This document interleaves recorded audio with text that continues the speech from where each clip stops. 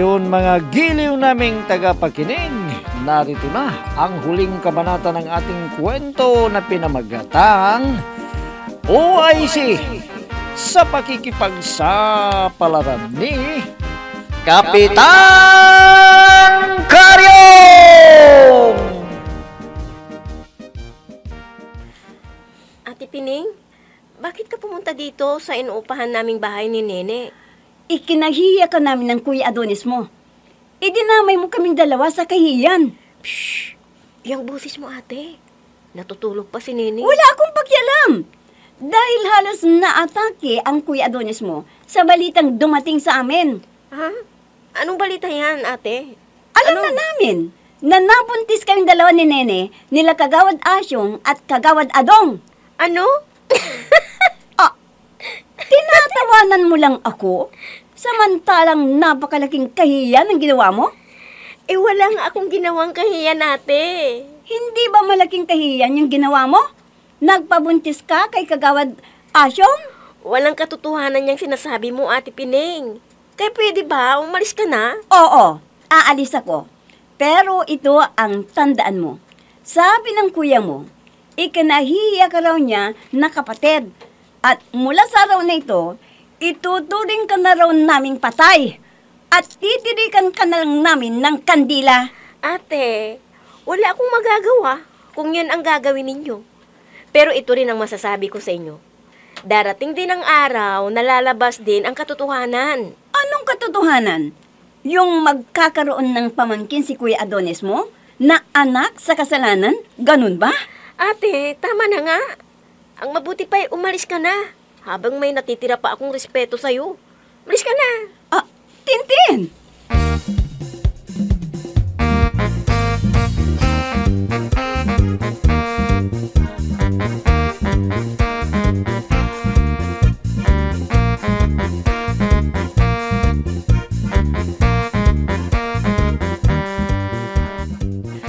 Oh, Pining! Bakit ganyan ang mukha mo? Ano bang nangyari sa pag-usap ninyo ng hipag mo, ha? Napakakapal talaga ng mukha, Veronica. Tinawanan lang ako nang sinabi kong nalaman na namin ni Adonis na nabuntis siya ni Kagawad Adong. Ano? Ang kapal talaga ng mukha ng hipag mo. Sa halip na magsisi, tinawanan ka pa. Oo, Veronica. Halos matake nga si Adonis nang malaman niya ang balita eh. Pero parang wala lang sa kanya. Parang walang nangyari. Sinabi mo na ba kay Adonis yung ginawa niya sa'yo? Hindi pa eh. Nagdadalawang isip ako. Baka kung iparating ko na sa kanya, matuluyang maatake. Ayaw kong mulang kaagad ng asawa. Anong gagawin mo? Hahayaan mo na lang na makipaglibin si Tintin kay Kagawad Adong, ganon.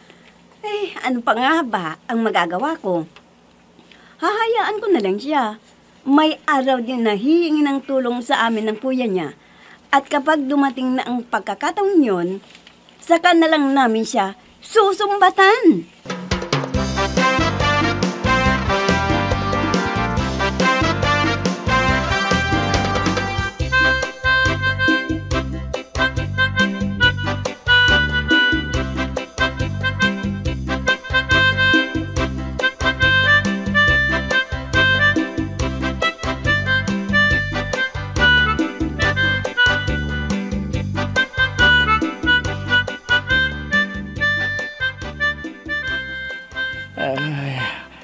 Bakit kaya ganito ang nararamdaman ko? Nangihina ako. At parang nawawala na ako ng lakas. Ayan, naihina naman ako. Sa labas na lang ng bahay ako umihi.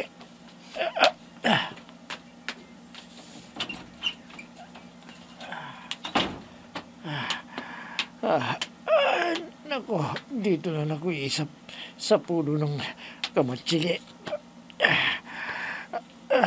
Aray! Aray ko! Napakakirot ng pag-ihi ko. Aray! Kagunting tumutulo. Aray! Aray! Pare, Aray ko. Asyong, aray ko. Pare Adong! Aray. Ikaw pala. Tay ka, pare. Aray Bakit ko. parang hirap na hirap ka rin umihi? Oo, pare. Oh. Kumikirot, pare, kapag umiihi ko. Halos, malagutan ako ng hininga sa sakit. Kung ganon, pareho lang pala tayo. Ganyan din ako, pare.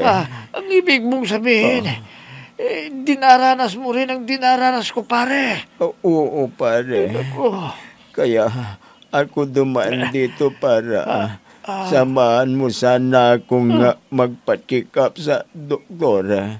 Pero pareho lang pala tayo ng sakit. Aray. kung ganun, pare, halika. Magpatingin na tayo sa doktor. Dahil hindi ko na kayang tiisin ang sakit. Sandali lang pare. Bago tayo umalis, iihi muna ako. Sige, bilisan mo. Aray ko, pare. Ang sakit. Pa, pare, may dugo sa ihi mo. Ikaw rin na, pare.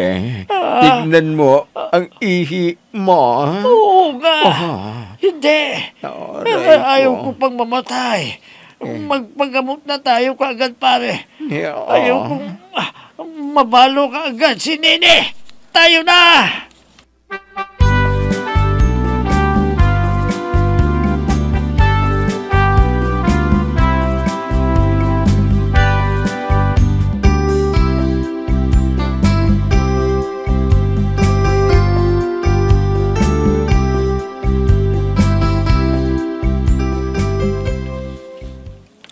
Ay bayaw, hayan. Lumilinaw na ang pag-asa. Sabi ng abogado mo, malapit nang matapos ang kaso mo at mapapatunayan mong wala kang kinalaman sa ibinibintang nilang anomalya. Salamat. Dahil hindi mo ako pinabayaan, bayaw. Ano na ang plano mo ngayon kapag nanalo ka sa kasong ito? Bayaw, kapag nanalo ako at nakabalik ako sa posisyon bilang kapitan, hiwalayan ko na si Punyang. Dapat lang bayaw para mabigyan ng leksyon ang pangit ng kapatid kong yon. Siya ang dahilan kung bakit tumagal ang investigasyon o kaya hearing ng kaso ko. Oo bayaw, kinasusuklaban ko siya. Hindi ko na matiis ang mga pinaggagawa niya sa atin. Kung ano-anong pangungutya ang inabot natin sa social media. Sirang-sira na ako dahil umanib sa mga satanas. Bayaw, matitikman niya ang kamandag ng aking paghihigante. Bayaw, may tao. Baka ang pangit na kapatid ko na yan. Bayaw, ikaw na lang ang magbukas ng pinto. Baka hindi ako makapagpigil maisasalya ko siya sa sahig at ikamatay niya. Ay mas lalo ako bayaw. Baka mabaril ko sa ulo at magkakalat pa ang dugo at utang niya dito sa bahay. Kaya ikaw na lang. Sige. Ano na lang. Manda ang Punyang na ikaw. Hey, pumunta kang walang hiya kang hayop ka. Umuwi ka pa. Visit ka. Kapitan, anong kasalanan ko sa iyo? Bakit ba ako minumura? Ikaw pala, kagawad Gusteng. Anong balita? Naku Kap, yung dalawang pasaway, isinugod sila sa ospital dahil pareho silang naging Tarzan. Naging Tarzan? Anong ibig mong sabihin? Hirap na hirap silang umihi at kumakapit sila sa puno at napapasigaw sa sakit o kirot. At ayon sa mga kapitbahay nila kagawad Asyong, nagkasakit daw yata sila ng tulo.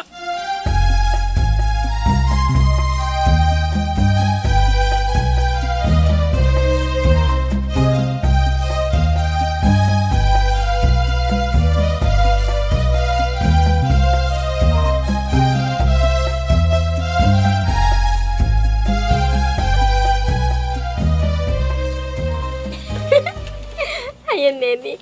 Nagtagumpay tayo. Buti nga sa kanila. Oo, Tintin. Ayun, isinugod sila sa ospital dahil sa kirot na nararamdaman nila kapag sila'y umiihi. Napakamanyag kasi nila eh. Hayan tuloy ang napala nila. Oo nga eh. Akala nila maiisa nila tayo. Mas mautag yata tayo kesa kanila. Pero mananatiling lihim ang lahat ng ito, Tintin. Oo. Tayong dalawa lang makakaalam nito. Hindi ko pa nga sinabi kina Ate Pining at Kuya Adonis eh. Kahit galit na galit silang dalawa sa akin. At sinabi pa nila na ituturing na raw nila akong patay dahil sa kahiyang inabot daw nila nang kumalat ang chismis na nabuntis ako ni Kagawad Adong. Pareho lang tayo, Tintin. Ako rin eh. Ganyan din ang sinabi sa akin ng pamilya ko. Sa alip na tulungan ka sa pagkalubog mo, ay lalo ka nilang tatapakan. Mabuti pa yung hindi kaano-ano dahil tutulungan ka nila. Ay, tama yung sinabi mo. Kaya ipapasa Diyos ko na lang ang lahat. Ako?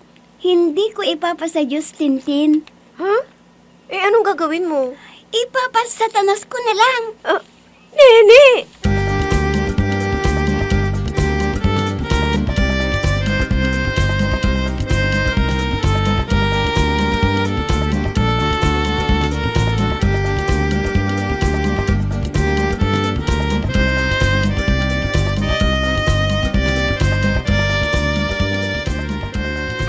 Kagawad Asyong, kumusta na ang pakiramdam mo? Mabuti naman, halingin siyang. Pakiramdam ko, parang maubos ang aking lakas. Ay, sinabi na sa'yo ng doktor kung ano ang sakit ninyo? Ni Kapitan Adong? Ay, hindi pa nga eh. Pagkitanong nga kay Doc Riddick Ross, kung ano ang sakit namin. Sige na, halingin siya.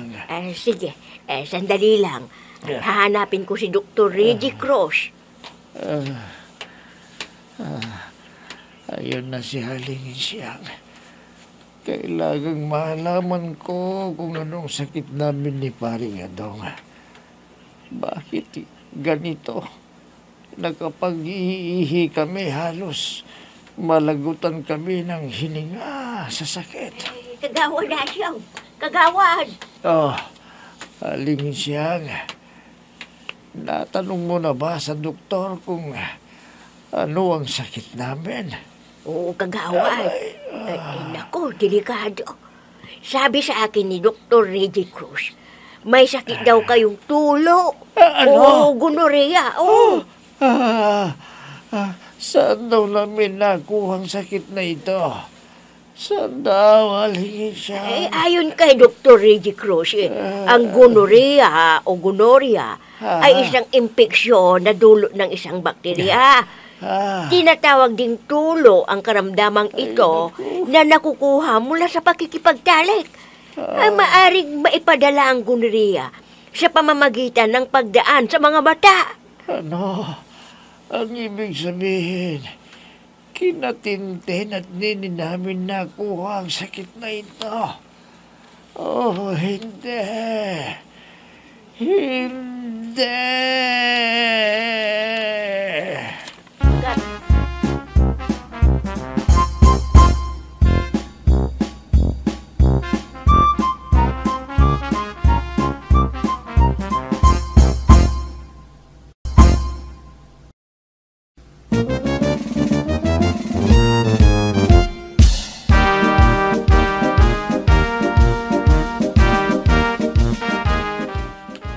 Mga giliw naming tagapakinig, dyan na po nagtatapos ang ating kwento na pinamagatang OIC sa pakikipagsapalaran ni Kapitan Karyong! Mga nagbibigay buhay sa ating dula ay sina Mayra Abrihao Narnola, Susan Malikdam, Robert D. Guzman, Amit Diaz, Oscar Ora, Jun Cabato. Technical supervision at sa musika ni Oscar Ora. Nilapatan ng tunog ni Robert D. Guzman. Mula sa panulat at direksyon ni Oscar Ora. Kapitan Karyong!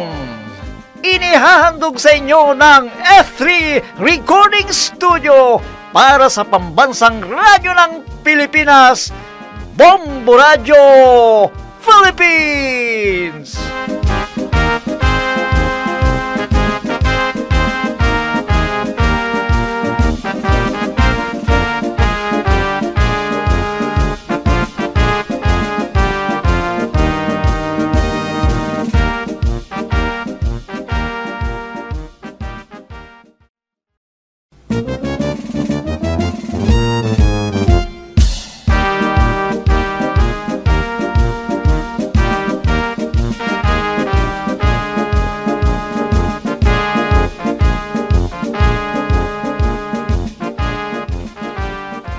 Ano?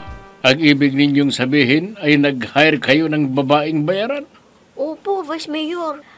At yun ang ipinasiping namin kina Kagawad Adong at Kagawad Asyong. Dahil pinipilit kaming sipingan Pero ayaw naming masira ang aming pagkadalaga. Kaya yun ang naisipan naming paraan.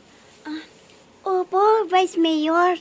Hindi namin alam na may sakit palang mga babaeng yun. Ano? Hindi ba nila napansin na hindi kayong katalig nila? Hindi, dahil lasing sila. Bakit sinabi niyo raw sa kanila na buntis kayo? Sinabi lang namin yun para hindi sila maghinala sa amin. Kundi, pipilitin nila kaming sipingan. Ganun pala. Ngayon malinaw na sa akin ang lahat. Vice Mayor, tulungan niyo naman kaming ipaliwanag ito kay Kuya Adonis ko at kay Ate Pining ang pangyari. Sige na po, huwag kayong mag-alala. Ako na ang bahalang magpaliwanag sa mga pamilya ninyo ang lahat ng nangyari.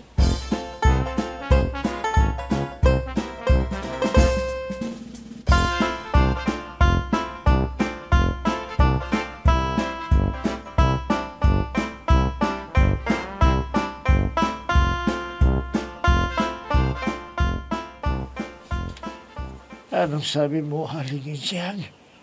Hindi sila Nini at Tintin ang nakatalik namin. Sino raw ang mga yon? Ayon sa salaysay nilang dalawa, kay Vice Mayor Agaton, nag-hire pala sila ng bayarang babae. At yon ang ipinasiping sa inyo. Ano? Kaya pala mo'y daing yung katalik ko. Bayarang babae pala. Oo. Ay. At ang masakit, may sakit sila na siyang nakahawa sa inyong dalawa. At ayun, si Kagawad Adong dinala sa ospital sa lungsod dahil aagapan nilang gamutin, kundi puputulin ang ari daw niya. Ako, kailan daw dadalhin sa lungsod para maagapan din? Wala raw kayong pera Kaya hindi nila kayo isinama kay Kagawad Adong. Ano? Hindi. Ayaw kong maputulan. Halingin Siyang. Gawan mo ng paraan. Umanap ka ng magpapautang ng pera para magamot din ako. Ayaw kong putulin nila si Pedro. Ayaw ko, Halingin Siyang. Sige na. Kumilos ka na ngayon din. Umanap ka ng mauutangan.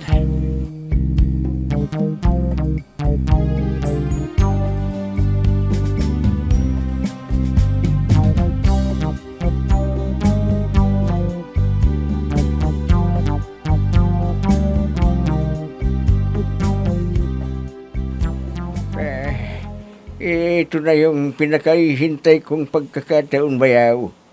Ang gumante sa mga nagkasala sa akin. Oo, bayaw.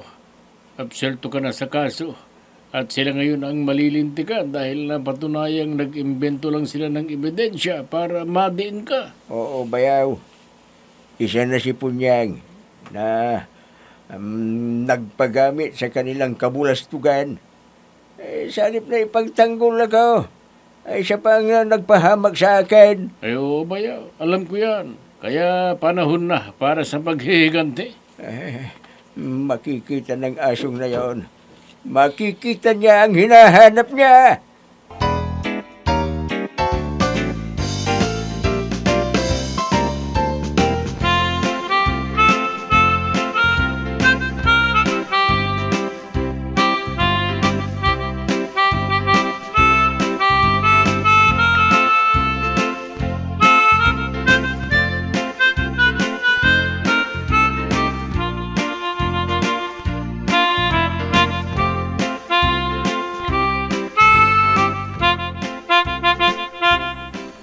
Kagawad, Vice Mayor. Vice Mayor, Nagatara. Kapitan Karyong, patawarin niyo kami. Patawarin na kami. Wala kaming kasalanan. Wala kaming kasalanan dyan. Patawarin niyo kami, Vice Mayor. Alam namin na wala kayong kasalanan. Kaya huwag kayong mag-alala. Hindi na namin kayo idadamay dito. Sa kasong ito, hindi na. Tama ang sinabi ni Bayaw. Tangyang